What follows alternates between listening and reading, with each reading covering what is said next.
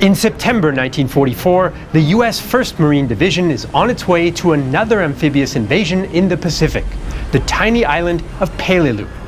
For almost half the Marines, it will be their baptism of fire against veteran Japanese troops with a new defensive doctrine. Some American commanders call for the operation to be cancelled, but it goes ahead. By its end, half the Marines and all the Japanese will be killed or wounded. But was Peleliu worth it?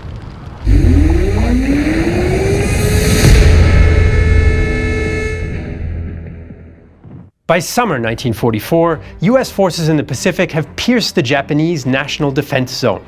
As Admiral Chester Nimitz's US Pacific Fleet island hops from Tarawa to the Marianas, General Douglas MacArthur's Allied armies advance through the Solomon Islands and New Guinea to isolate the major Japanese base at Rabaul. MacArthur wants to liberate the Philippines and hopes to advance to Morotai Island as a launch pad towards Mindanao. He also wants to secure his flanks by seizing the Palau Islands, including Peleliu. Commanders assign Operation Stalemate to Nimitz's 3rd Amphibious Corps, centered around the 36,000 men of the 1st Marine Division and the reserve 81st Infantry Division. It will be the reactivated 81st Infantry Division's first battle, while the 1st Marine Division has fought several. However, by September 1944, 40% of the Marines are fresh replacements. But Japanese resistance delays the capture of the Marianas in July 1944 and impacts stalemate planning. Resources and personnel stay in the Marianas, leaving less experienced planners to work on stalemate. Initially, stalemate was to capture all the Palau Islands, but the delay means the US will only target Peleliu, Angaur, and Nisibis. When 3rd Amphibious Corps Commander Major General Roy Geiger takes over planning, there is no time to change the plans before the September 15th start date. However, just days before D-Day, Western Pacific Task Force Commander Admiral William Halsey argues for cancelling the renamed Stalemate 2. His aircraft detect minimal enemy presence in Mindanao and suggests bypassing Morotai and the Palaus in favor of invading Leyte Island in the Philippines. MacArthur agrees and cancels the Morotai landing, but Nimitz argues the Palau landings must happen. The Palaus provide an excellent anchorage and troops are already on the way. 1st Marine Division Commander Major General William Rupertus assures him the battle will be quick. It will be a short operation, a hard-fought quickie that will last 4 days, 5 at the most, and may result in a considerable number of casualties. You can be sure, however, that the 1st Marine Division will conquer Peleliu. In the end, the Peleliu attack goes ahead, and Nimitz's decision becomes one of the most controversial of the Pacific War.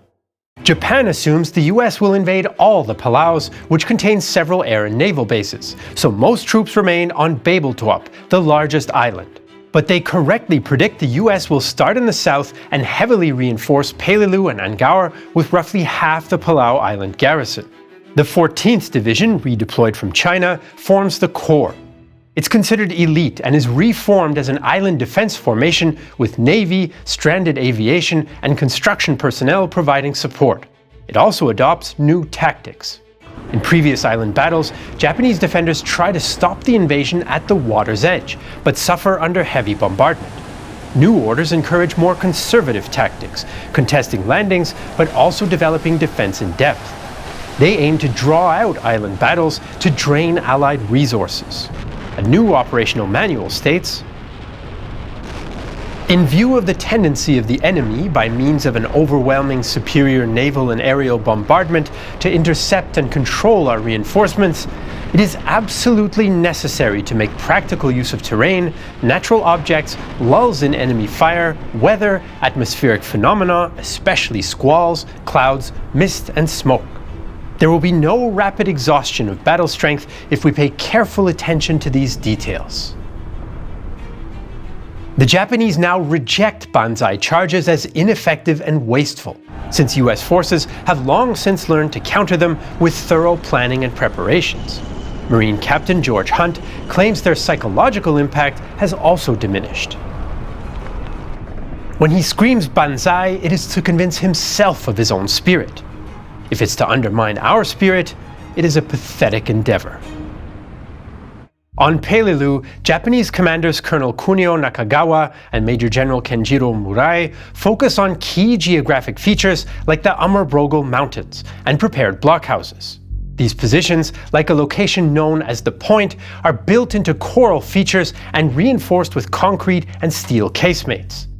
Networks of caves allow movement between positions, and beach mines and obstacles force invaders into pre-sited kill zones. The Japanese remove civilians before the battle, including native Palauans. A Japanese officer came to us with a Niesius man translating. We were told to take all our belongings to the wharf at Elachel. He was harsh. He had a sword and said, "If you stay behind, you'll be considered a spy and killed."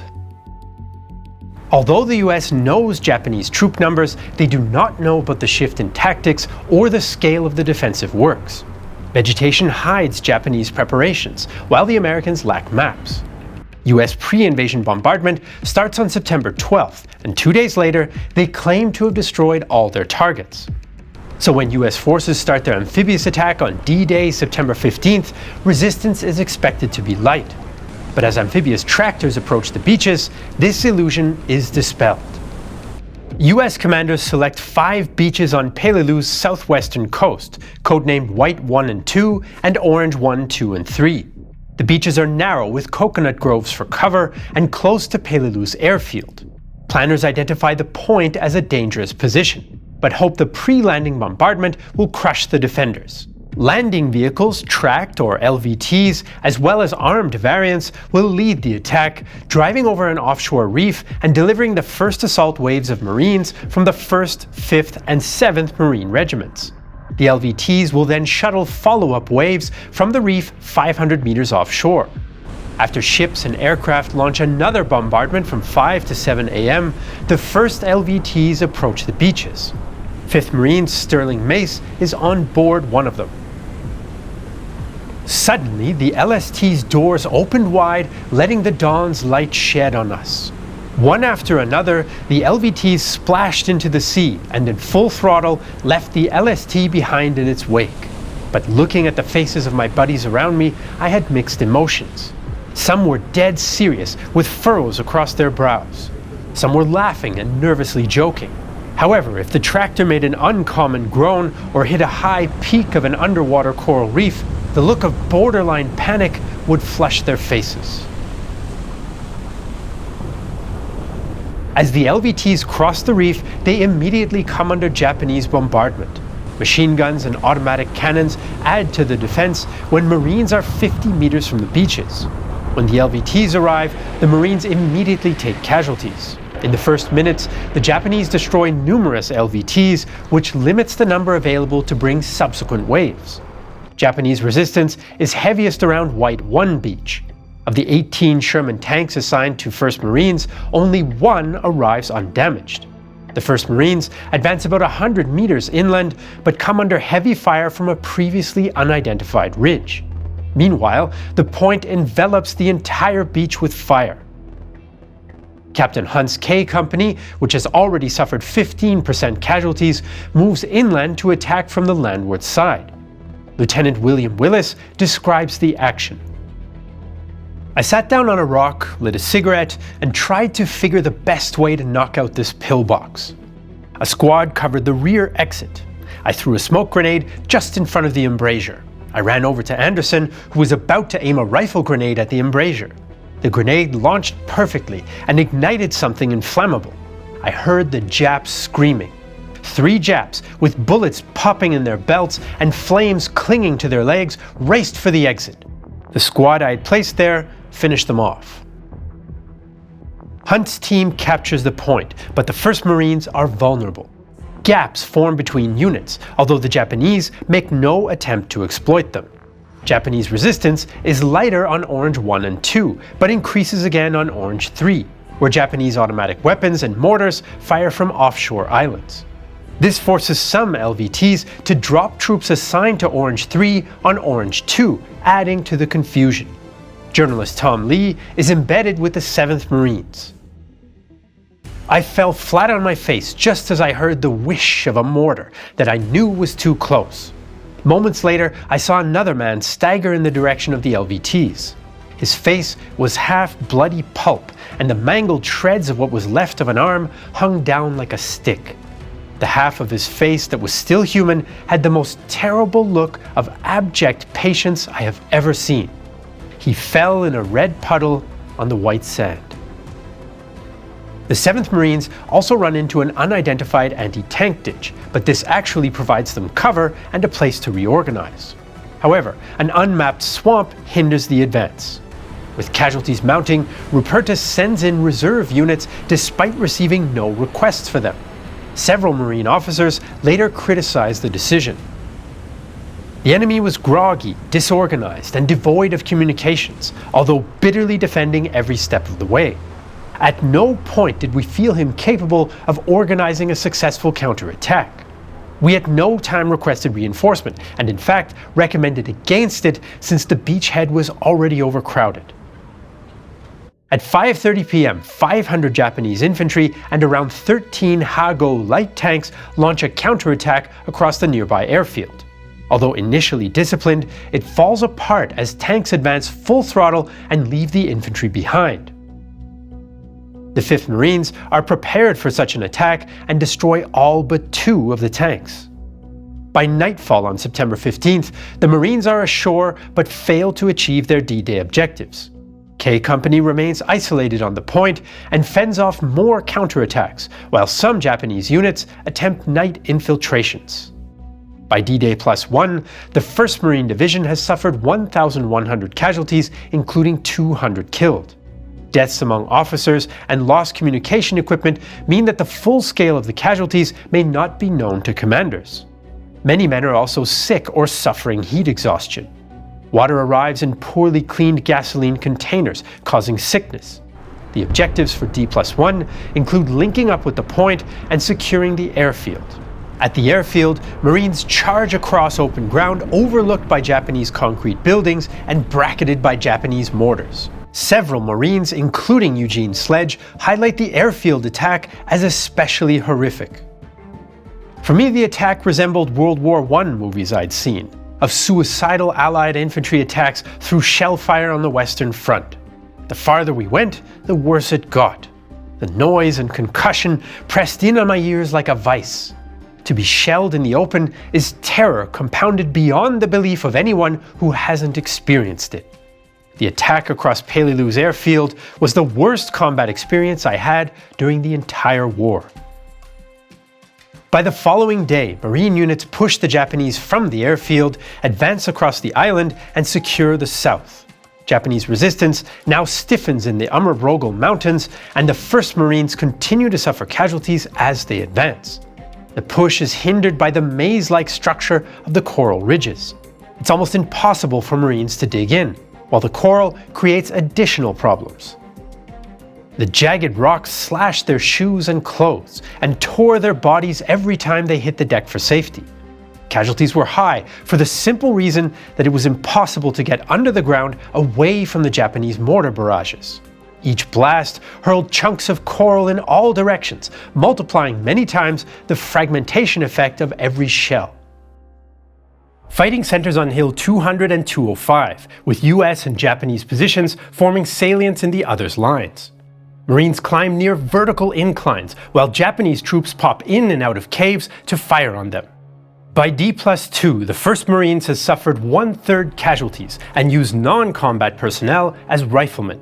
Meanwhile, on D+2, the 81st Infantry Division land on Angaur to lighter resistance, although Japanese troops utilize similar defensive techniques and refuse to be taken alive. Out they came. The first guy was swinging a samurai sword. I shot the sword bearer and then went to a squatting position and fired away as the Japs came out of the bunker. My guys behind me were also firing. The 81st Division suffer around 260 dead capturing Angaur. Only 59 of the 1,400-strong Japanese garrison survive. With Marine casualties increasing on Peleliu, commanders pressure Rupertus to use the 81st Infantry Division units to replace Marines. He refuses, likely because of animosity between the Marine Corps and the Army. Over the following days, Marines continued to secure Peleliu, especially in the east. but the gains against Japanese troops in the mountains are still slow and come with considerable casualties. I picked up the rifle of a dead Marine and I went up the hill. I didn't worry about death anymore. I had resigned from the human race. In the next foxhole was a rifleman. He peered at me through red and painful eyes. I didn't care about him and he didn't care about me.